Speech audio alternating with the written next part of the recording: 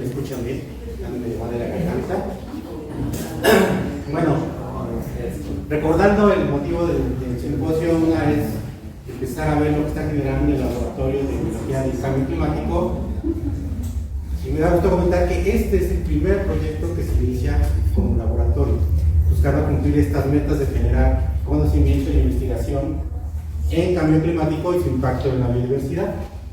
Ahora vamos a ir a otro mundo. Ya pasamos por Sudamérica, el norte, el sur de México. Ahora vamos para las zonas de México, en las zonas urbanas, ¿no? Y con una especie que tampoco es de México, introducida, ¿sí? Que son la jacaranda.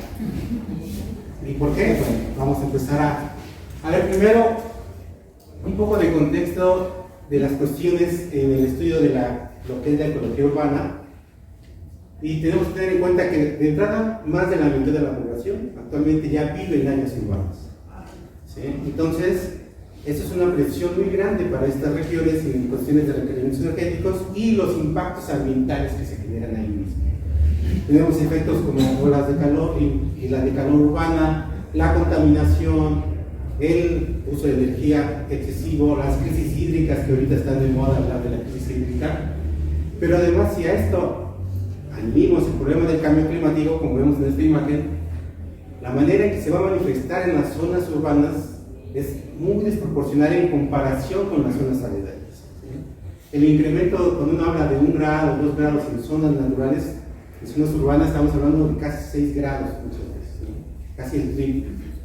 ¿Por qué? Porque tenemos ese efecto de isla de calor adicional, donde las zonas con mayor urbanización pueden tener hasta 5 grados más de temperatura que las zonas aledañas, zonas rurales, zonas naturales, ¿sí? Ahora también, siempre mejor. Al final de cuentas, las zonas urbanas ya son un ecosistema, donde se han integrado también una gran cantidad de especies que están establecido ya sus propias interacciones, tienen su propio funcionamiento y su manera de asociarse, e incluso de los servicios que prestan a los seres humanos, que vamos a ver más adelante. Y la pregunta es, bueno, ¿y cómo va a afectar ese cambio climático en las zonas urbanas a esta biodiversidad, ¿no? ¿Cómo se van a modificar estas relaciones que se han establecido? Son buenos laboratorios para estudiar interacciones, porque además es fácil de investigar. Una de las respuestas que se han documentado de las especies al cambio climático son los cambios en su fenología. Tiene que ver con su reproducción, su desarrollo de vida, que al final puede verse afectado en cuanto a cambiar las épocas del año en que se reproducen, el momento en que está disponible el alimento para las descendencias, en fin. Es uno de los aspectos que se ha mencionado como esa respuesta al cambio climático, y sin duda pues, es algo que de entrada ya ocurrió. O sea, en las zonas urbanas ya la fenología de las especies no es la misma que en las zonas naturales, eso es un hecho, y no lo hemos estudiado. Entonces, eso también es un gran vacío de información. Y dijimos, bueno, tenemos que ver qué está pasando con esto de los cambios en la biodiversidad urbana por esas presiones ambientales. Pero uno dice, bueno, ¿y qué? Un día nos despertamos y dijimos, vamos a morir jacaranda. Sí. ¿Por qué no? Todos dirán, ¿y por qué esa especie? Pues no, el génesis de todo esto fue esa foto. ¿Sí? Un día me llegó el mensaje del Instituto de Ciencias de la Atmósfera, donde estoy yo, creo que ni siquiera no tengo un moderador, yo soy Constantino. Pero bueno, me dicen, oye, ¿puedes hablar de lo que está pasando con las jacarandas y el florecimiento temprano? Yo no soy botánico, para también mencionarlo. Yo dije, ¿de qué me están hablando, ¿no? Y entonces comencé a revisar y empecé a ver notas así de que la primavera se adelantó, el mundo se va a acabar, el cambio climático está viniendo en las ciudades y no sabemos qué va a pasar. Y yo dije, oh, algo está sucediendo y tenemos que ver qué está pasando.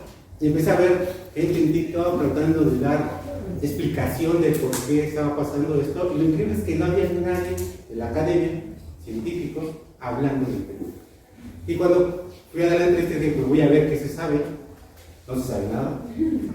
No había una sola documentación de cuándo comienza el proceso de floración de las jacarandas. Todos lo asociaban con que el 8 de marzo pues, es cuando se da la marcha de la cuestión del Día de la Mujer, y la ciudad está violeta por las jacarandas. Pero hasta ahí estaban. No sabemos cuándo empiezan, no sabemos cuándo terminan. Entonces vamos a hacer una investigación de lo que está sucediendo. Vamos a tomar este impulso que vino, que ahora tenemos que aprender es cómo manejar redes sociales, porque fue una tendencia increíble que llegamos hasta los noticiarios. Sí. Pero no había científicos detrás de esto, ¿no? Entonces dijimos, bueno, vamos a ver las fenofases de la jacaranda, floración, cuando tiene hojas, cuando pierde las hojas y cuando vuelve a florecer, en primavera, verano, otoño, invierno. ¿Sí? Vamos a ir a monitorear dentro de la ciudad, vamos a tomar datos de estas fenofases, vamos a tomar datos ambientales y vamos a ver cómo se están relacionando. Escogimos 12 lugares en la Ciudad de México, tratando de buscar una representación en un gradiente térmico, en un gradiente también urbano, y escogimos 12 lugares en los que seleccionamos 10 individuos para comenzar a investigar. Ahí pusimos ciertos criterios de inclusión para evitar un efecto en los datos que viniera de, por ejemplo, cuestiones de nodricismo, porque hay árboles debajo de otros, o que estén muy juntos, o que haya un efecto de las construcciones aledañas, ¿no? Bueno, este es un ejemplo de los lugares a los que se fue, se seleccionaron los árboles y dijimos, bueno, ahora vamos a tomar los datos. Como les comento, no soy botánico, ni ninguno de los que empezamos el proyecto, y fuimos a preguntar, bueno, ¿cómo medimos esto? Los botánicos tampoco nos supieron decir mucho.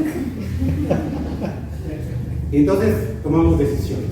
Dijimos, bueno, tenemos que ir a contabilizar el porcentaje de flores que hay en el árbol, o el porcentaje de hojas, o el porcentaje sin hojas. Esas son las 3 fenofases que nos interesan para comenzar a trabajar. Vamos a tomar datos de temperatura ambiental, datos de humedad de suelo, de humedad del ambiente. Aquí hay que tener mucho cuidado porque obviamente en las urbes hay riego y eso puede tener un efecto y hay que tenerlo en consideración cuando estudiemos esto. Y como alguien dijo, no vamos a ir exactamente a la base, pero si lleva a hacer algo, pues probando un poquito más, y hay que saber en qué frase habla. Y dijimos, bueno, primero vamos a hacer un registro fotográfico, vamos a grabar el ruido ambiental, estamos echando a andar proyectos de ecología acústica, análisis del paisaje sonoro y cómo eso impacta en la biodiversidad. Ya tenemos por ahí, bueno, de hecho algunos estamos con los estudiantes y hacemos, ya les adelanté, el spoiler. Y vamos a ver qué especies son las que están asociadas con la jacaranda, ¿sí? Porque además nos interesa, cuando hablamos de fenología, también hablamos de los problemas de asincronía que se generan por los cambios fenológicos. Al final de cuentas, la jacaranda provee servicios a otras especies, ¿sí? Entonces tenemos que ver qué está llegando y en qué momento. Construimos además un repositorio de datos en línea.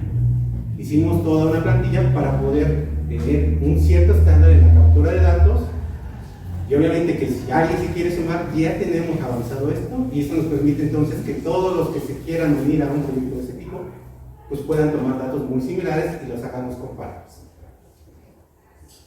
Lo malo es que pues estamos ahí medio peleando, pero bueno, tenemos ya avanzado esto que nos permite tener los primeros datos de la floración de la jacaranda en un lugar que es la Ciudad de México. Y ahora dijimos, bueno, ahora vamos a ver qué sucedió. Una primera aproximación.